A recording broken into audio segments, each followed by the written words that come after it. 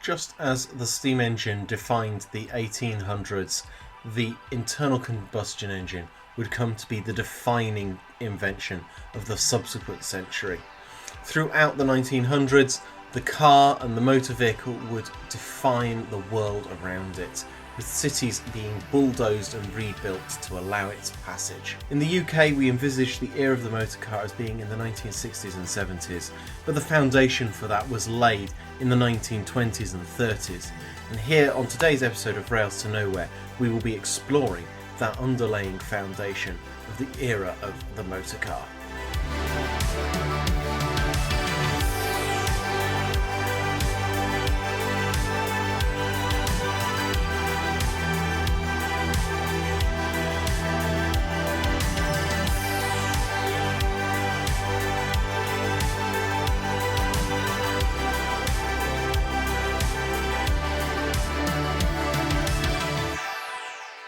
Hello and welcome back to Rails to Nowhere. My name as ever is Simon, and joining me for a second time is our guest co-host Aaron. Hello Aaron, welcome back to the show. Hi everyone, hello.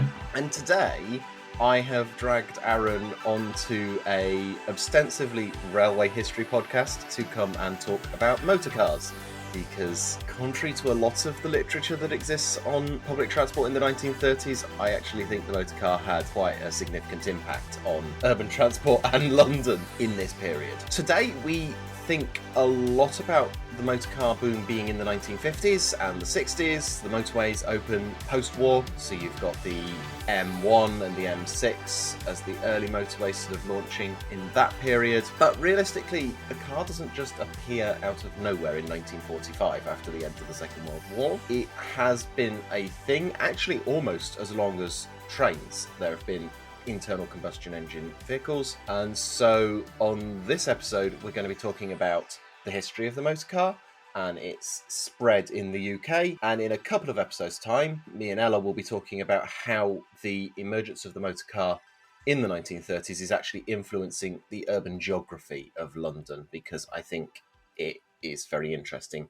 how that works. So in the bonus episode that me and Ella produced back at the beginning of 2023, and which released at the beginning of this series for the free feed, we talked about the importance of historiography and the importance of understanding the sources that you're looking at and the limits of those. And this is certainly one of those areas where the historiography of urban transport is skewed and really lacking, because a lot of texts, so some important texts on this topic, just ignore the existence of the motor car. One of the big writers on the topic of London's urban history, certainly in the 70s and 80s, is Alan Jackson, and a lot of his texts do crop up again and again in this series' bibliographies. So we've got things like Semi-Detached London, Rails Through the Clay, and he really sets the baseline for a long time for the discussion of London's transport history, but he just ignores the existence of the car. In fact, he actually explicitly outright rules it out as an influence. He says, oh, I was a kid in the 30s and the 40s, and I don't remember really seeing very many motor cars, so therefore they weren't a thing, and therefore they're not important. But firstly, I mean, being a kid doesn't... I remember many things from when I was a kid that aren't necessarily true. And more recent research by Michael Law has begun to suggest that actually the motor car is having an influence in London in the 1930s. Maybe not because everyone's got one, because let's not pretend everyone's got a motor car in the 1930s, but the preparations, the expectation that the motor car is going to take off means there's changes in government policy, there's changes in what people want. You see people wanting houses where they could store a car, maybe with a garage or a drive, and this influences housing design. And we'll talk a little bit more about that in a slightly later episode when we talk about the growth of Harrow and the 1930s suburb. But here we're going to talk about where the motor car comes from and how it becomes established as this sort of item of desirability, shall we say. So, Aaron, what do you know about the origin of the motor car? Well, now that's putting me on the spot, isn't it? I think exactly what you're saying there is the idea that not everybody would have had a car by a long stretch, actually. Very few people would have been able to have or own a car in the 1920s and 1930s. No. But most certainly there were aspirations towards it. I mean, especially in the interwar period, people would have been interested in what was effectively new technology. Of course, Yeah. internal combustion engine's been around for quite a few decades, but this kind of packaged consumerist kind of ideal is starting, I think, in that period. Yeah. And as you say, again, it's the government are looking towards, they tend in terms of transport to look towards modernity, and you Yep. can kind of see the seeds of that. There are talks of the need for certain rail extensions in the 30s because of the possibility that cars, Yeah. and very, very few lines, very few sentences, very few discussions, but it's there, and it's obviously much more prevalent later on. Yeah, and I've certainly seen that in the primary sources I've looked at, Mm. especially around sort of Acton and Greenford Way. There's sort of references on it. So I think it'll come as no surprise to anyone that apparently you can attribute the internal combustion engine to the Chinese because they invented everything, I guess. But realistically, the internal combustion engine emerges as a usable thing that we'd recognise today in the 1800s. In the sort of mid 1800s, there's some toying around with it. We've got steam engines. Well, what if we could take these various flammable products from oil and use those to create some sort of internal combustion engine? So it's called an internal combustion engine because the combustion is inside the engine, as opposed to a steam engine, which is an external combustion engine because the combustion occurs outside of the engine and turns steam to make the pistons move. I think the most prevalent, the most kind of, well, I mean, the most mass produced is Ford, isn't it? As soon as Yeah, Ford, we're going to get on to Ford in a few moments. But yeah, so through the 1800s, we see some developments. We see the first sort of moving vehicles emerging in the mid 1800s, very much just developments of steam engines, of replacements of the steam engine with crude petrol, or they're not quite petrol, they're using slightly other products of oil at this point. And through the 1800s, we see an increasing variety of vehicles that look more and more like cars as we'd recognise them. In the UK, and as a former resident of Walthamstow, I have to bring this up, there is a strong claim to say that the first motor car in Britain is invented in Walthamstow in 1892 by Frederick Bremer. which incidentally is a school in Walthamstow now, isn't it? Yeah, it's named after him. If you're in the East London area, you can go to the Vestry House Museum and see, I can't remember if it's the original or a reproduction off the top of my head now, but they've got one there. We also see inventors such as Daimler and Bertha Benz creating their first vehicles in this era. Unlike Bremer, Daimler and Benz being names that we know to this day as manufacturers of vehicles, they're beginning to establish their companies in this era. But these are all, well, they're all one-off crafted items at this point. A car is, well, as with a lot of things at this point, like, yes, you've got mass production for many things, but even steam engines at this point are individually crafted things that you can't necessarily mass produce at this point. And so motor cars are very expensive. They're a luxury item, and this will come back to be very important in the story of how it becomes a desirable item through the 1910s and 20s. But yeah, they're a luxury plaything for the rich, and they get a bit of an air of mystery, and all turn heads. People will be interested in the new technology. And as you said earlier, there's always been that. There's always been that sort of people interested in the new stuff. If we think back to the emergence of the steam engines and the steam locomotives, they play very much off being the sort of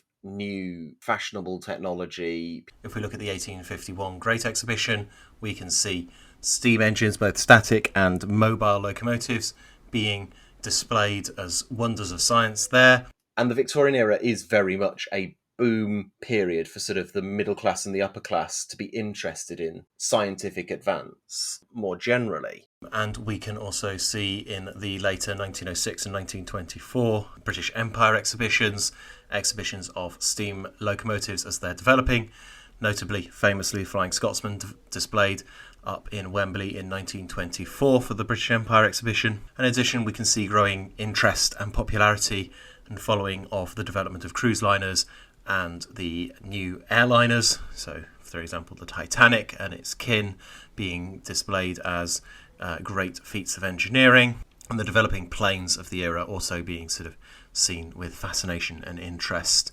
because of their modernity and the new technology that they represent. And during the sort of late 1800s and the early 1900s, the car begins to be this brand new peak of technological invention, and it begins to become that sort of, oh, That's the thing that people should be fascinated by. And in the railway and in railway history, we talk about the Sparks effect and that drawing people in, and very much that's the same thing that's sort of happening here with the motor car, isn't it? I think that's an interesting. The idea here is that they are, as you say, crafted products that are very expensive for the rich only, really, and that will drive fascination from the classes below that. It is that kind of move towards mass production that then brings it into the reach of people. And again, it's still a product that's not something that everybody could have.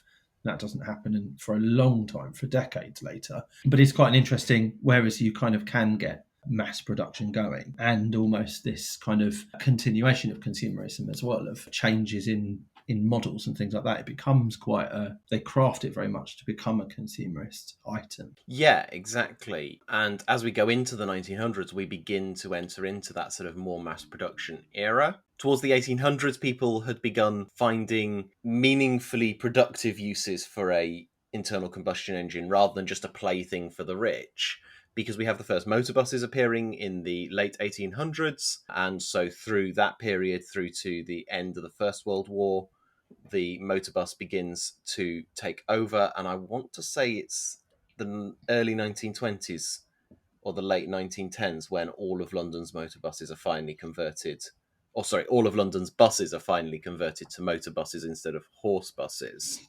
It's got to be around the end of World War One, hasn't it? Yeah. Probably 1920s. There's probably a delay. I'm just very guessing here. Yeah, I feel like, if I'm remembering rightly, as you say, it's one of those things where the First World War interrupts the rollout, because a lot of buses, and the Transport Museum makes a good exhibition about how a lot of the buses get diverted across to France to help move troops around.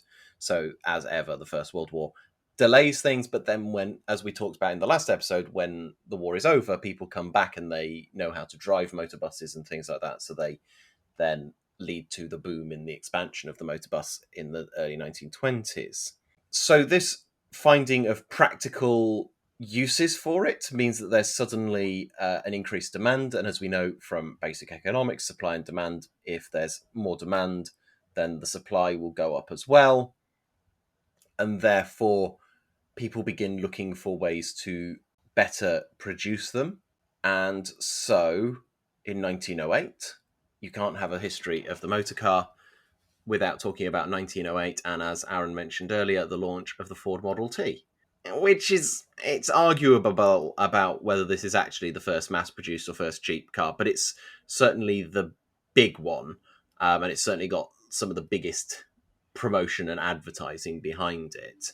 And it is seen as heralding in the era of mass production of motor vehicles. It's about marketing as well, isn't it? With absolutely. Ford, they might not be the very first, but if you almost act as if you are, and you act as if you're the only option, I think that's where Ford is very clever. Yeah. That's where it drives the American market, the US market. And of course, he ends up with production facilities in Britain not long after. I don't know the year exactly, but it's certainly acting as if they are the biggest. And there's other companies around at the time, but Ford, I think, if you say first mass-produced car, Ford is what comes to mind. The production line itself, the production process, is revolutionised by Ford at that time. Yeah, indeed.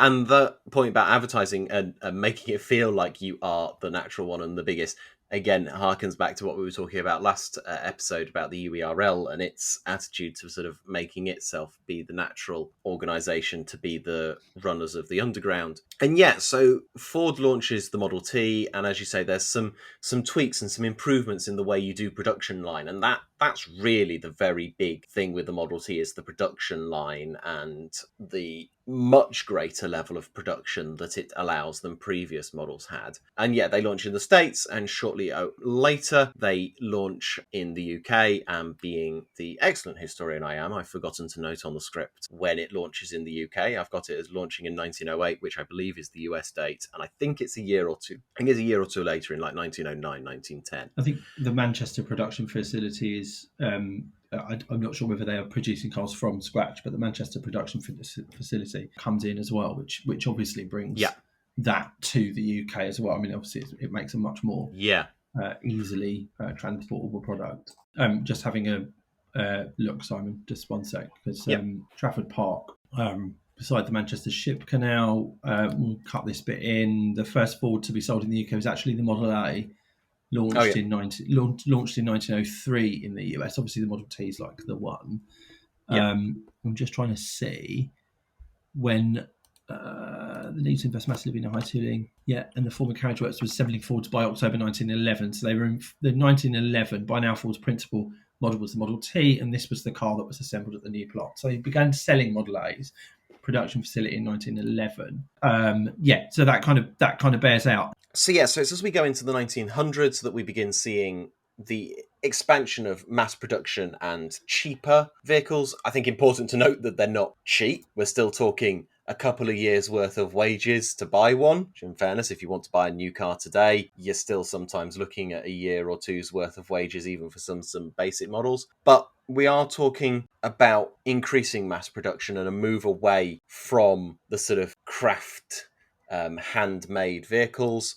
We'll talk a little bit more about this in slightly later date, but this also heralds in one of the big influences of the motor car and the motor vehicle on the British cityscape, of course, which is brand new forms of factories, brand new industrial sites. As you say, we've got sites in Manchester. Ford very quickly established themselves in East London. They still to this day have a huge site down in Dagenham. And again, with motor buses, you have huge manufacturing sites being established through this period to produce these vehicles. Heading into the 1930s, Ford's production plant in Dagenham effectively builds the entire town, Dagenham, because of the workers. So most of Dagenham is built up because of the large production facilities there, and most of the people work in the factory. Yeah, and this is the really big thing with the motor car in this period. It's building, as you say, towns like Dagenham, places like Trafford Park in Manchester. And you look back in the 1800s and the railway works, places like Swindon and Crewe that we know of now as big places did not exist before the railways just went, well, that's a good field to stick a manufacturing facility in. And then the little village next door suddenly grows into this massive town feeding into the railways. And the motor car is doing the same again here. And additionally, this is an important period because there's a lessening of regulation in the UK as well. Because, of course, before this point, regulations on motor vehicles required it to go absurdly slow and have somebody with a red flag walking out in front of it and sort of like warning people that there's this motor car coming. And that really limits the potential for their spread, because if you can only go slow enough for someone with a red flag to walk out in front of your vehicle, well, I don't know about you, Aaron, but I'm not going to go out using that as my day-to-day transport mode. It makes it incredibly difficult, doesn't it? Yeah, it makes it. I mean, speeds and things like that are really interesting. I think it has great parallels as well with regulations today, how we're responding today to electric vehicles, self-driving vehicles, lots of the terminology and language around that, and where we are in Britain in terms of we're quite a slow nation, quite a slow country to change and adapt to these things now. But it feels like then that actually this seemed to be a lot quicker and there was a lot more kind of rapidity in the way that they changed rules. Yeah, so in this period we see a shift in that legislation. We see a removal of the so-called red flag rules and the reduction in restrictions, and it leads to an interesting period where there's a reduction in regulations before some of the new regulations start coming in the 1930s with the growth of the motor car. But I think the fact that Parliament is being inspired to talk about this stuff and think about the motor car is important, because Parliament doesn't just do things for no reason. So the fact they're having an impetus to reduce these regulations suggests there is growing demand, maybe, and also growing interest and actually growing understanding. And then as we move into the 1930s, we begin seeing various things brought in. We see the Highway Code launched in the 1930s. Driver's licenses come in the 1930s. We see the introduction of new road safety infrastructure. So things like the zebra crossing are introduced in the 1930s. The traffic light, incidentally outside Parliament, which seems to happen quite often. Anything like that has to be seen by the Parliament. So Yes, right Yeah, outside. and very early on, they are with the name traffic signal. They look a lot like railway signals with arms that go up and down to indicate go, prepare to stop, and stop. And very early example, as you say, is put up outside Parliament so that people can see it, so the legislators can see it. And over time, these begin to develop into the multicolour lights that we recognise today as traffic lights.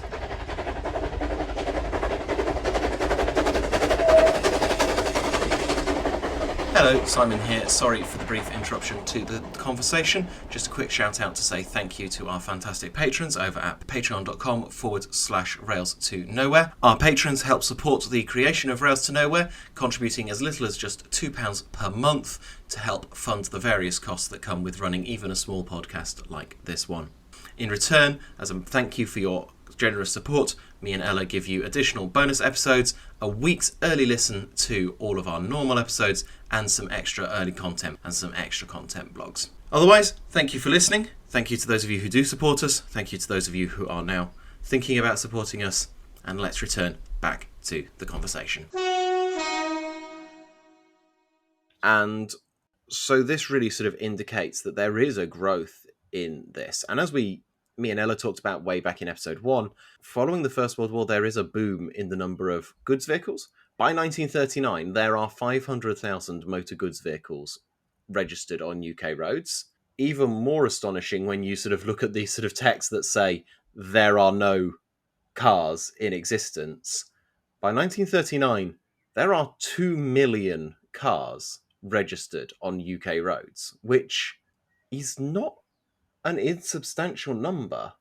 And especially when we're talking about the history of London, the vast majority of those are in the Greater London area. But that's where it changes, isn't it? That's where the significance, I mean, what you said there about goods traffic, that obviously has an impact on the railways, but even companies, the company that comes to mind is Sainsbury's. In the period when technology was available, and technology being a truck that didn't involve having to have horses, they were there at almost at the forefront of it. They were able to invest in technology.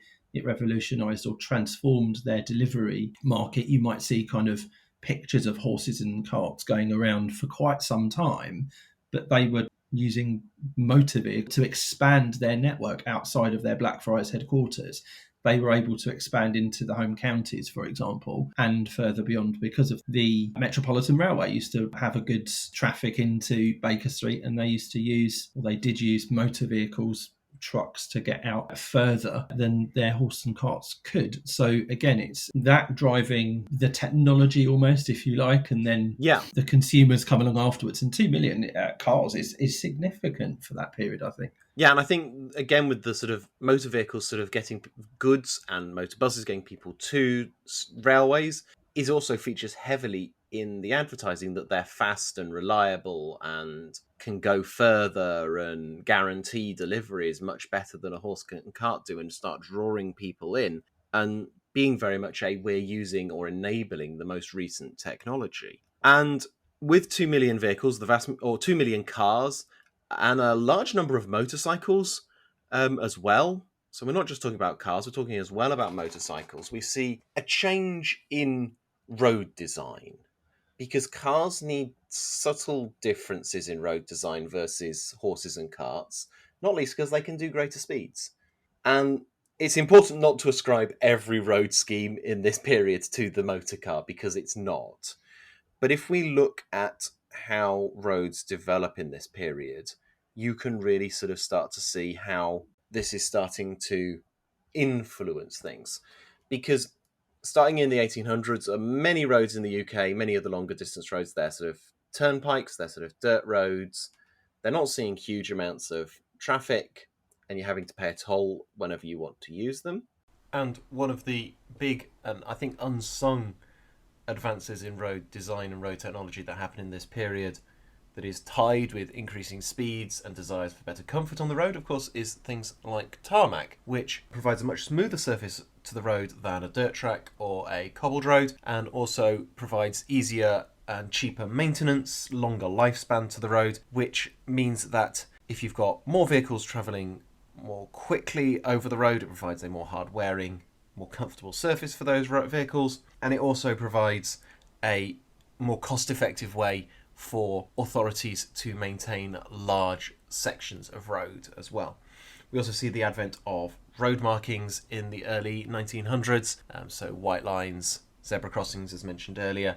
These all begin to appear, providing greater clarity for vehicles travelling at a greater speed, so you can see the information you need to see at a greater distance before you reach the location in question. And at the beginning of the 1900s, we're seeing a variety of big road schemes occurring in a couple of places, but they're predominantly about creating sort of nice environs for people to be in and, relieving congestion from the horses and carts, but they're not about motor vehicles moving quickly between places. So I'm thinking things like the Kingsway scheme in London, which sees the road redeveloped to be a still pleasant place for people to be, but provide more capacity. But it's not a high-speed road as we'd recognise it today. But we see the introduction of schemes to create faster roads through the sort of 1920s and 30s. So we see the proposition for what eventually in the 60s becomes the ringways,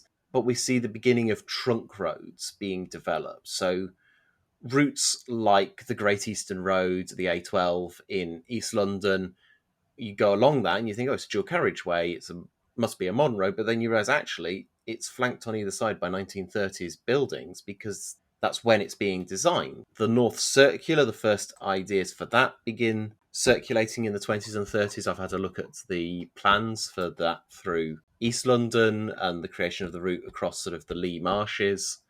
It begins in the 1920s. Pardon? Abercrombie. So this is pre-Abercrombie. This is in pre? Yeah. So we think of the Abercrombie report, and that sort of proposes what eventually becomes the ringways and the sort of really big concentric system of motorways that are proposed in the 50s and 60s. But this grows out of these 1930s proposals for bypasses and faster routes. Lots of cities like York are proposing bypasses at this point.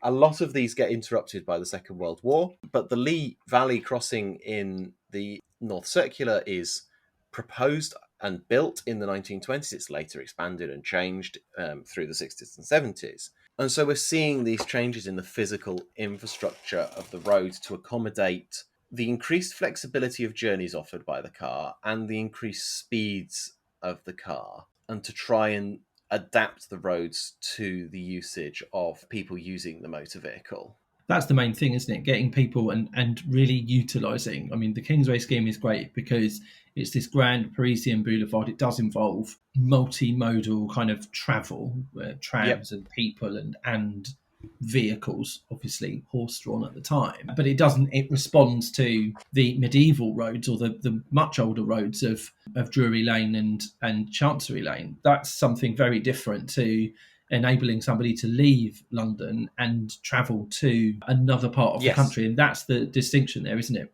These kind of roads that are designed to get you from one place to another without effectively, although lots of these roads even today go through villages and towns, they are designed to bypass those. And for you to be able to, the A12 is a great example, to be able to get to parts of the country faster, brought on by the fact you can drive there and you don't need to stop off. You don't need to stop off in villages and coaching inns and things like that. So it's that distinction, isn't it? It's those kinds of roads that enable travel, not just for, I suppose, principally it's about getting goods along those routes as well, but leisure travel can start to come about from that as well, although that will be a little bit later on, again, by people being able to own the vehicles themselves. Yeah, although we are seeing leisure travel for sort of the middle classes beginning to be an option by the motor vehicle. But I think that's a really important point you've kicked on, is that routes like the Great Eastern and the Great Western Ways, which are built in this period in their initial forms, I'm aware the Great West Way gets really upgraded in the 1960s as part of the ringway schemes. But these early A roads are different from things like Kingsway, because Kingsway is about increasing internal communication within London. It's about improving the capacity for short local journeys. Things like the A12, the primary function of that is to enable interurban road travel. It's about letting people be able to drive in and out of the city in a way that really road transport hadn't provided interurban transport since pre the railways. Because once the railways emerge, they are the fastest and most reliable way to go between urban centres. You look at travel times between major settlements pre-railways, and you're talking days, weeks to get between major urban areas. So London to York is a couple of weeks, and further up into Scotland is even more time. And so when the railways come, that sort of interurban road transport just sort of dies, because why would you spend weeks travelling on a stagecoach to go to York when you can do it in a day by train? The emergence of the motor car begins to erode that dominance of the railway, because suddenly there's a vehicle that can sustain, it can only sustain at this point 20, 30 miles an hour, rather than the 60, 70, 80 miles an hour that a modern motor car can sustain. But that does massively increase the range of distance you could travel in a day by road. And so, as you say, we get these roads like the A12 being constructed to allow people to drive out of London in a way that you couldn't have taken road transport out of the city before. One of the things that strikes me is the government change, the red flag rule. That changes very quickly, and I think they respond quite quickly. But then with the roads themselves, I live in the Royal Docks, and one of my favourite little factoids about the Royal Docks is that the Silvertown Way, the flyover of Silvertown, is the oldest flyover in the country, or the very first one. It was built in late 1920s to respond to the docks, and they referred to it as the kind of route to the empire. It was an incredibly significant route that was a few decades past the Kingsway scheme, and now it's responding to motor traffic, to accidents that are going on in that particular very small, very, very small nucleus of space. But it's so significant to the movement of goods, and there are people being injured. They're responding almost, very quickly, but there's no grand plan that they thought of how are we going to kind of respond to this. They actually respond quite ad hoc. And I feel like that's the development of these roads as well, schemes that are intercity. They take quite a long time. There's no prospectors coming along as there were on the railways to build big kind of the London and Birmingham, for example. There's none of that. It's all responding late. And it's government here, not private. Yeah, that's the really big difference between the, I'm going to say early roads, even though roads have existed, as we know, for a very long time. But the roads that are being developed in this period, the really big difference with the railways, of course, as you say, is it's the state that's doing the work. The government is building these trunk roads. And as you say, they are trying to respond to safety concerns. As I mentioned earlier, you get the Highway Code in 1937. The driving test comes in 1935, although at that point it's basically nothing compared to what we do now for a driving test. And there are attempts to make the roads safer, but a lot of these involve introducing the sort of segregations that we view as natural today, but at the time were very unnatural, because back in the 1920s, the idea that you could just take a stroll down the middle of the road, well, when things are moving along at the speed of a crowd of horses and carts, you're fine, mostly, unless you stand right in front of a horse bus, to sort of be walking down the middle of the road while the horse buses and horse trams are sort of trundling around you. As motor cars become faster, a little quieter, we begin seeing an increased number of deaths on the roads, and responses vary in different places. In the UK, we get moves to have more delineation between the pavement and the road. You get pushes for segregated cycle lanes on busy roads. You get, as I said earlier, the creation of the zebra crossing and sort of generic road markings. Indeed, zebra crossings are still marked to this day by what we know as Belisha beacons, which are named after Leslie Hoare Belisha, who was the Transport Secretary at the time. You get the introduction of your MOT test, or your Ministry of Transport test, in the 1920s and 30s. We don't go quite as far as the States. In large parts of the States, there is a massive publicity campaign by a lot of those interested in the motorcar lobby to push against what they term as jaywalking, which is still to this day a offence in a number of US states, which basically means if you're on the road outside of a designated crossing point, that's considered to be an offence, and therefore you can be fined or even in some cases arrested for that. These are all pushed as ways to make people safe, but realistically it's about sort of the motor industry allowing the motor car free rein and to take over the city, which you see a lot of pushback against that now, with a lot of people sort of now pushing for greater accommodation for cyclists and walkers and stuff like that. And as I'll touch on with Ella in a couple of episodes' time, we see massive changes to the urban landscape. You see, as I mentioned earlier, new housing is emerging in this period. So we're seeing this as the emergence of the sort of semi-detached house. And with that, we see an increasing number of driveways and garages and accommodations for motor vehicles to be parked. Because even if people aren't all owning a car yet, it's part of the dream. It's the Sparks effect is playing. People want the modern technology. They want the new boy's toy, so to speak. And that really indicates, I think, that the motor car is really beginning to take over in this period and beginning to see the groundwork laid for the large-scale adoption of the motor car that takes off in the post-war period. It's very clever marketing, isn't it? Because it's all about who would want to sit on a lot of these references are who would want to sit on a train and with other people. You can be in your own private space. There's not really any, it's all about the private, isn't it? It's this dream of being able to be in your own space.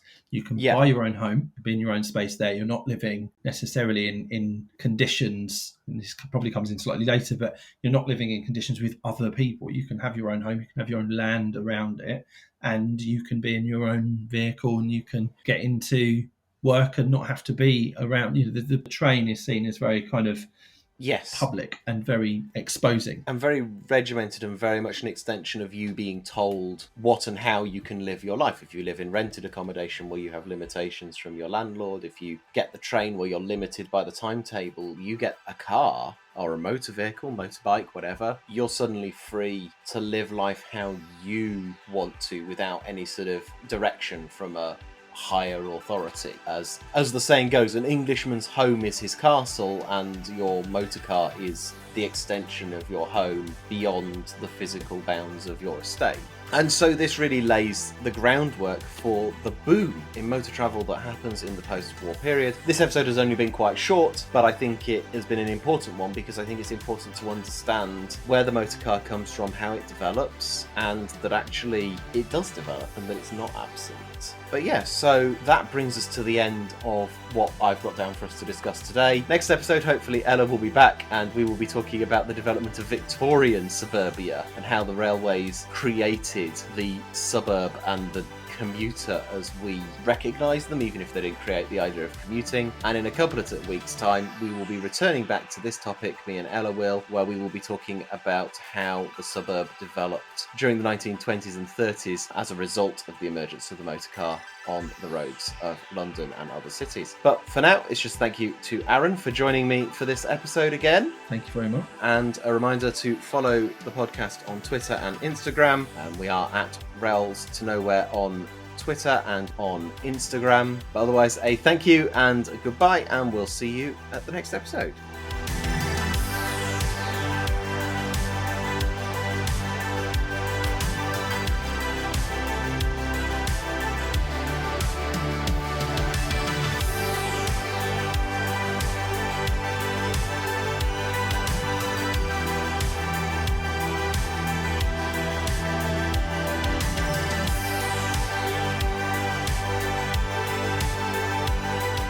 This episode of Rails to Nowhere was presented by myself, Simon Sarson Co, and featured the voice of guest Aaron Oliver.